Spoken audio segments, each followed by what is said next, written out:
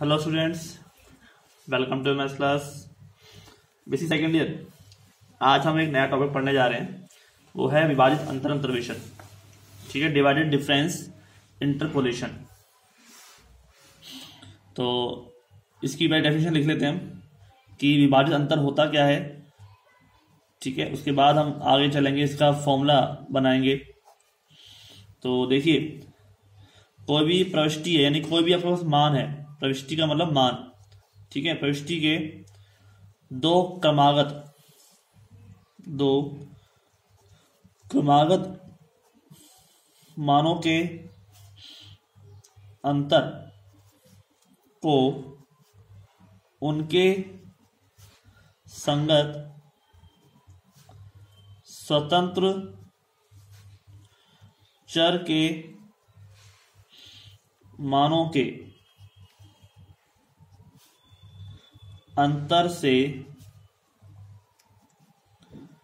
विभाजन द्वारा प्राप्त मान को विभाजित अंतर कहा जाता है। विभाजित अंतर कहा जाता है। ठीक है, देखिए, हमारे पास कोई प्रविष्टि है तो उसके दो क्रमागत मानों के अंतर को, ठीक है, दो क्रमागत मान है, उसकी जो डिफरेंस है ना, अंतर डिफरेंस है, उनके संगत स्वतंत्र चर के मानों के अंतर से। ठीक है, उनके जो संगत है और स्वतंत्र चर मानों के अंतर से हम क्या करते हैं, विभाजित करते हैं इसको। अभी मैं आपको प्रॉपर बताऊंगा कि कैसे होता है। देखिए, जैसे आपके पास, मैं आपको यहाँ पर प्रथम विभाजित अंतर के बारे में बताता हूं, उसके बाद आपको समझ में आ जाएगा। देखिए क्या होता है। जैसे आपके पास स्वतंत्र चर है, स्वतंत्र चर है आपके पास x के विभिन्न मानों x0, x1, x2 and xn के लिए f ऑफ x के संगत मान क्रमशः हमने दे रखे हैं f of x0, f of x1, f of x2 and f of xn। ठीक है, तो f ऑफ x का चर x0 तथा x1 के लिए, ठीक है, प्रथम विभाजित अंतर क्या होगा। देखिए, आप हमसे कैसे निकालते आ रहे हैं कि पहले वाले में से बाद वाले को माइनस करना। ठीक है, जैसे मतलब हम कहते हैं कि x1 में से माइनस में कर रहा हूं f ऑफ x0। ठीक है, तो ये तो आपको सब तक चल रहा था, वो नॉर्मल चीज थी। लेकिन अब क्या करना है, x1 माइनस x0 भी होगा नीचे। ठीक है, जो अंतर निकलेगा वो क्या निकलेगा, x1 माइनस x0 भी होगा। जैसे अब f of x2 minus f of x1 करूं और फिर नीचे में क्या कर दूं, x2 माइनस x1 कर दूं। तो ये जो ऊपर वाला काम था वो तो अब तक हो रहा था अंतर्वेशन, लेकिन अब हो रहा है विभाजित अंतर अंतर्वेशन। ठीक है, तो नीचे जो है, जो नॉर्मल जो वैल्यूज है ना, इनको भी आप माइनस करते हुए बटे में लिखेंगे। ठीक है, इसको हम क्या बोलते हैं, जैसे हमने ये निकाला तो ये किसका होगा, del of x1 f of x0। इसको इस प्रकार से रिप्रेजेंट करते हैं, या फिर हम लिखते हैं इसको f ऑफ x0 x1, क्योंकि इसमें x1 आ रहा है ना, x0 x1। इसको हम क्या लिखूंगा मैं, f ऑफ x1 x2। ठीक है, या फिर मैं लिखूंगा इसको डेल ऑफ x2। ठीक है, f ऑफ x1। जो बाद वाला है ना, जो बड़ा वाला है वो तो आ जाएगा नीचे, और अंदर कौन सा आ जाएगा, छोटे वाला। ठीक है, समझ में आया। तो इस तरह का अंतर होता है कि आपको जो अंतर तो करना ही है, दो मानों में जो संगत मान दे रखे हैं उनमें अंतर तो लिख करना है, लेकिन इसका इसकी वैल्यूज का भी जो अंतर होता है, डिफरेंस होता है ना, वो आपको बटे में लिखना है। ठीक है, वो आपको बटे में लिखना होगा। तो इसे हम क्या बोलेंगे, अंतर्वेशन बोलेंगे। ठीक है, तो इस तरह से हमारे पास टर्म हो जाएगी। चाहे तो आप एफ ऑफ एक्स जीरो, अब देखो एफ ऑफ एक्स जीरो हो गया, एक्स जीरो एक्स वन निकाल लिया आपने, f of x one minus x zero लिखो। ठीक है, तो या फिर f of x zero x one लिखो, या फिर f of x one x two लिख सकते हो। जैसे आप यहाँ पर एक्स जीरो एक्स वन बना रहे हो, तो आपने f of x zero minus F of x one लिख दिया। ठीक है, और या फिर यहां पर F of x one minus F of x zero लिख दिया।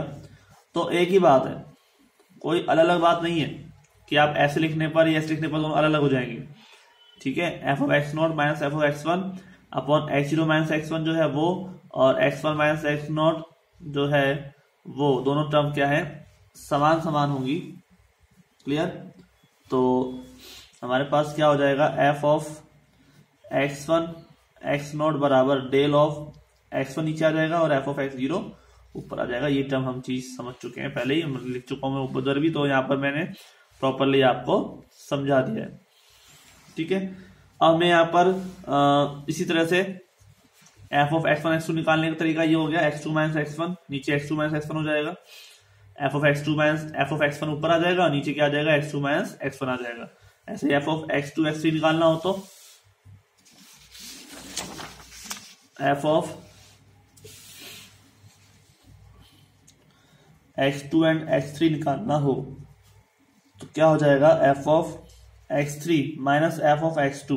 ठीक है, बाद वाले में से पहले वाले को माइनस करना है और नीचे भी x three minus x two को लिखना है। ठीक है, sorry x three minus x two को लिखना है। ठीक है, तो यहां हो जाएगा आपके पास F of x three X two लिख सकते हो, इसको एक्स टू एक्स थ्री लिखो या एक्स थ्री एक्स टू लिखो, एक ही बात है, तो दो अलग बात नहीं है। और ये हो जाएगा del x three f of x two. Clear, हमारे पास इजीली टर्म काम कर रही है। आगे चलते हैं। इसी तरह से अगर हम टर्म काम लेते गए, ठीक है, सब टर्म काम लेते गए तो हो जाएगा F of x N minus one F of x N बराबर F of x N minus F of x N minus one upon X N minus X N minus one. ठीक है, इसमें से घटाना है इसके पहले वाले को, हमेशा बाद वाले में से पहले वाले को घटाएंगे।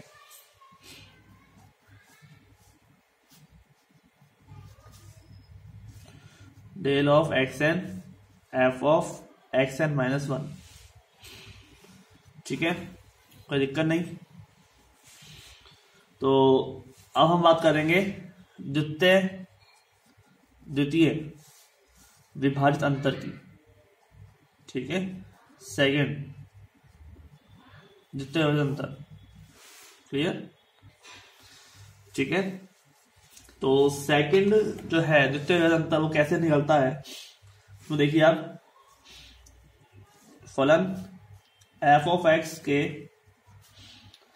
तीन चर एक्स नॉट एक्स वन और एक्स टू के लिए द्वितीय विभाजित अंतर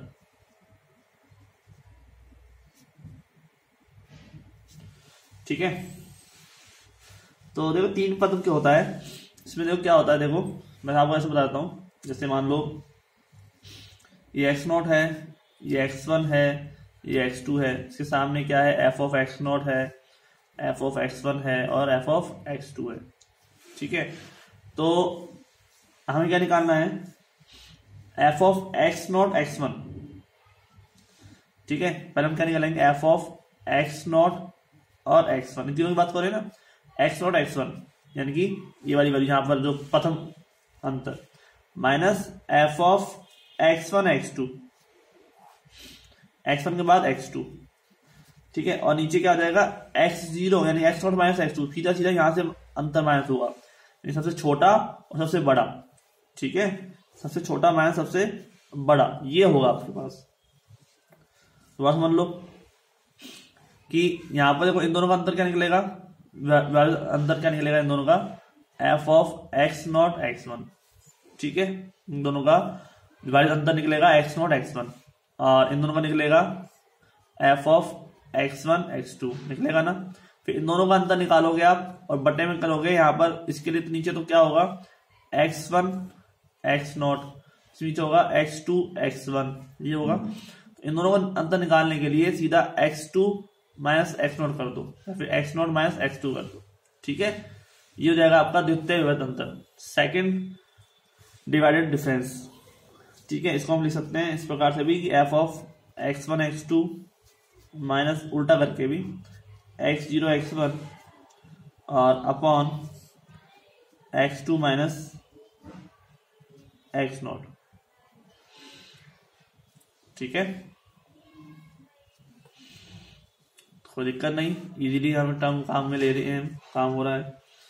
तो इसके द्वारा हमारे पास जो परिभाषित फलन है वो इसी प्रकार से हमको टर्म काम में ली जाएगी, ठीक है। तो उसको हम लिखते कैसे हैं, उसको लिखते हैं देखिए डेल स्क्वायर से, लिखते हैं हम डेल स्क्वायर से, डेल स्क्वायर x1 x2, ठीक है, f ऑफ x0, इससे छोटा वाला होता है वो तो आ जाता है इधर, और इधर आ जाता है x1 x2, ठीक है, और समझ में आ गया, यानी कि इसको आप f of x0 x1 x2 के द्वारा भी रिप्रेजेंट कर सकते हो, x1 x2 माइनस के f of x0 x1 upon x2 minus के x0, ठीक है, x2 माइनस x0 लिखो या x1 माइनस x0 लिखो तो बात एक ही है, और x2 माइनस x0 लिखो तो नीचे से शुरू कर दो, ऊपर शुरू कर रहे हो तो फिर x0 x1 से शुरू करोगे आप, जैसे यहाँ पे x0 x1 से शुरू किया, ठीक है। तो यहाँ पर क्या हो जाएगा del square x1 x2 then f of x0, ठीक है, तो ये प्रॉपर टर्म है सेकंड उसको लिखने की, ठीक है। इस तरह से अगर आगे चलोगे तो x0 x1 x2 होगा, फिर आगे बढ़ जाओगे तो क्या हो जाएगा x1 आ जाएगा, इधर x2 आ जाएगा, इधर x3 आ जाएगा। मैं यहाँ पे 3 चर लिए थे स्टार्टिंग वाले, बाद में तो लेने होंगे, तो यहाँ पर क्या हो जाएगा x1 x2 और x3, इसका लोगे तो यहाँ पर x1 x2 यानी x2 x3 माइनस के x2 x1, ठीक है, अपॉन में x3 माइनस x1, ठीक है, ये हो जाएगा ना, क्लियर। तो इस तरह से आप पास विभाजित अंतर सारणी तैयार हो जाएगी, और आप पास सेकंड, इस तरह थर्ड में 4 नंबर आ जाएंगे, ठीक है, थर्ड में क्या आ जाएंगे 4 नंबर, 4 वैल्यू, चर वैल्यू आ जाएगी। तो हमारे पास इस तरह से जो है अंतर सारणी, जो कौन सी विभाजित अंतर सारणी बनाई जाती है, इसमें क्या है कि आपको जो मान है ना वो ज्यादा एक्यूरेट मिलते हैं, ठीक है, इसमें जो वैल्यूज है वो मोस्टली मोर देन एक मिलती है एक्यूरेट।